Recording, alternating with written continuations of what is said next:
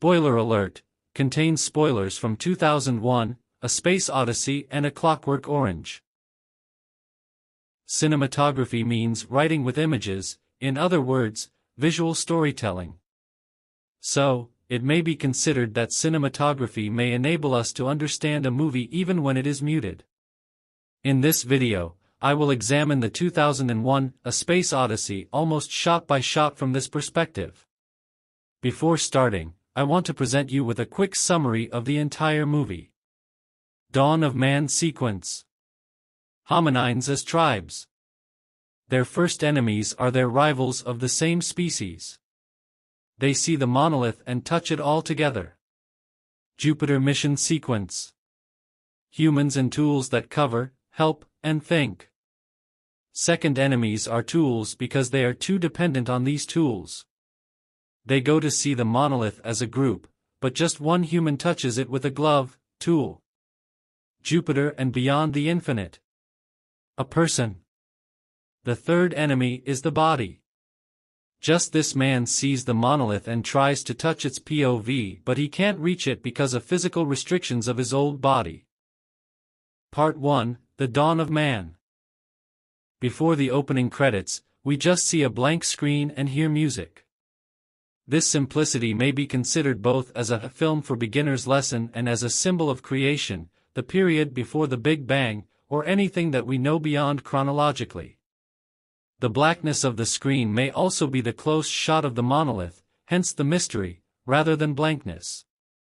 Because in every section showing an alignment, we see also the monolith. Here, we see human bones, barren lands, and humanoids that are physically and mentally similar to the surrounding area. A leopard attacks the humanoids, and its eyes are glowing too bright to go unnoticed. I think this brightness is a foreshadowing reference to Hal.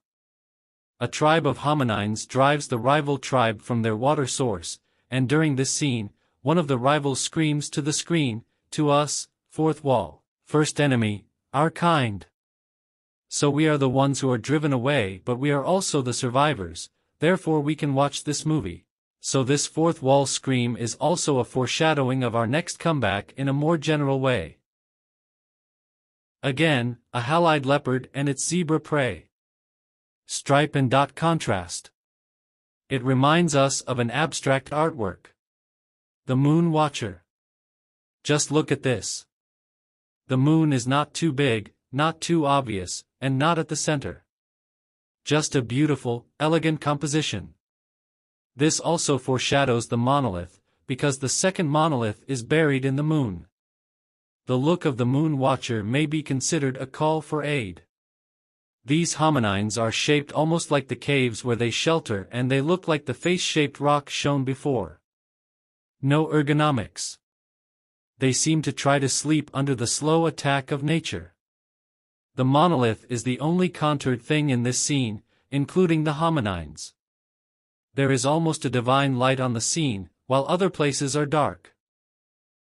The fact that the music suddenly stops makes this scene even more interesting. As if it says that this progression means nothing when compared to the vast nature. It still dominates these hominines. I think this scene is directly connected to the creation of Adam by Michelangelo.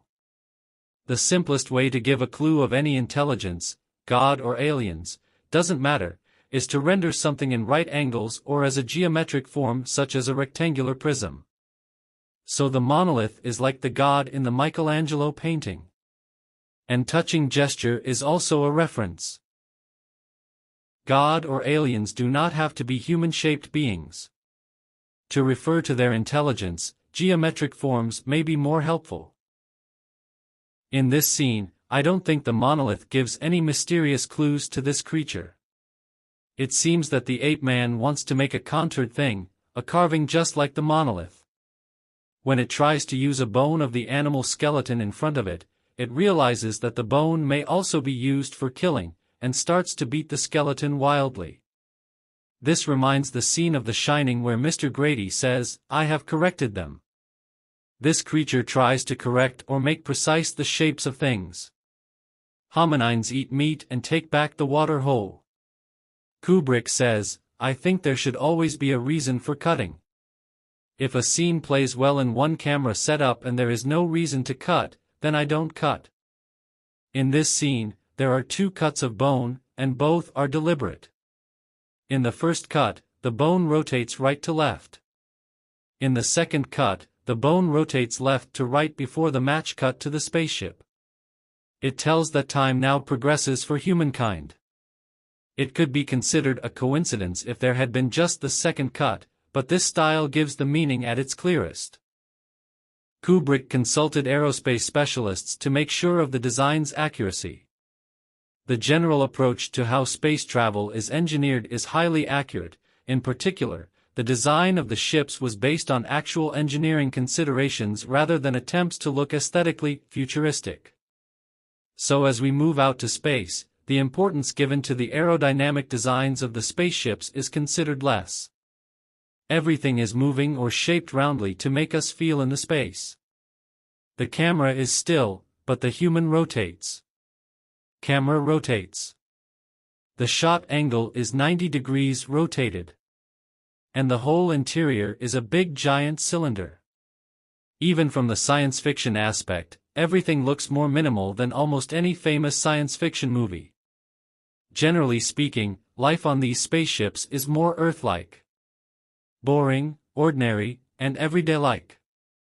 Kubrick seems to understand well that as technological advances get more and more complex, aesthetics becomes more and more basic. Waltz of the spaceships, a rotating pen. The pen is the new weapon.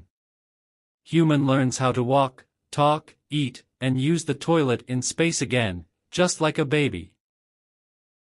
Part 2, Jupiter Mission, 18 months later. A sperm-shaped spaceship. It looks like a face, like the face-like stone. Running in circles. A HAL-shaped space. HAL looks at us, like the screaming ape-man. We are the enemies and the survivors as well. HAL imprisons the crew itself. Even ordinary shots of this film are incredible. These tablets, food, and minimalism are great, but not enough for Kubrick. The shot is turned 90 degrees. Kubrick wants us to know that these crew are isolated, and even if they make an emergency call, it is impossible to reach them as soon as possible. HAL dominates intellectually. HAL puts out a feeler. In his eye, everything is warped, almost like a comedy scene or a warped mind. HAL immediately reports an error. It isolates the crew with this error and then blames humans. Second enemy, intelligent space/surrounding. HAL is toying with their intelligence and seems to say, if you were not arrogant, you would understand that this is a human error, so I'm lying. What would be the result? Maybe HAL could be convinced that these crew have better capabilities in taking responsibility. HAL lies again about hearing because it pretends not to hear the orders of the crew, but in fact, it has the capability of reading lips. I think, in this sequence, the color of HAL, red, symbolizes the intelligence. This pattern will be repeated in further parts as well. On the window, we see HAL's red eye and beheaded red space suit. This shot depicts HAL's aggression and hostility towards humans as other intelligent beings. Things get more and more dangerous here. In this scene shot, a fisheye lens is used to create a more claustrophobic environment, and the deformations symbolize HAL's dominance over the crew. The small spaceship is going 90 degrees from the main ship, symbolizing the HAL-human contradiction. The rescue mission looks like Pieta. Red HAL, green helmet. Red means intelligence and superiority. So red suit and green helmet combination is a visual warning. But when Dave enters the processor core, everywhere is illuminated with red light. So Dave's helmet also becomes red, as Dave becomes the dominant intelligence. Another emphasis on this issue may be seen in our next part, where Dave's helmet's color changes from green to red, although we do not see him changing it. Kubrick doesn't directly give semiotic cultural references. He never turns to pre-assumptions as you already know, even for universally known codes or events, like a war or a color. Each element of his narration is defined inside of that artwork. For example, contrary to generally known codes, white represents evil in A Clockwork Orange. Because they drink milk, wear white dress, and do evil things. This visual attachment keeps appearing in the movie. When Alex talks to his teacher, he doesn't wear white. He is not white when he talks to the girls, because there is no violence. We see no white dress in the jail scenes also. Neither in theater and house nor when he attempts suicide. When he is in the hospital and wrapped in a white bandage, naturally, he foreshadows, "I was cured all right." That is cinematography at its best. In this scene, tension is very high. But even in this situation, Kubrick can make us laugh. Hal quotes, "Look, Dave, I can see you're upset about this. I honestly think you ought to sit down calmly, take a stress pill, and think things over." And also, when Dave kills Hal, Hal sings a song slowly. Imagine showing that shot to somebody. A man doing something and a song sang slowly.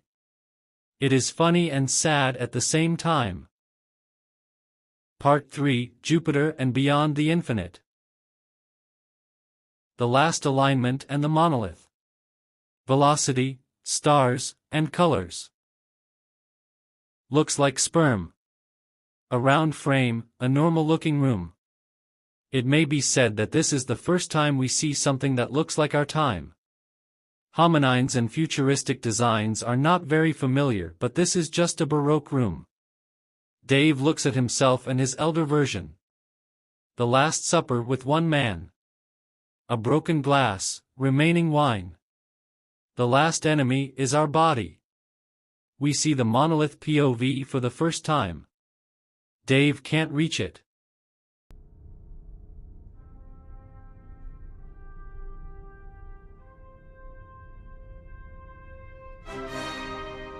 So this is it.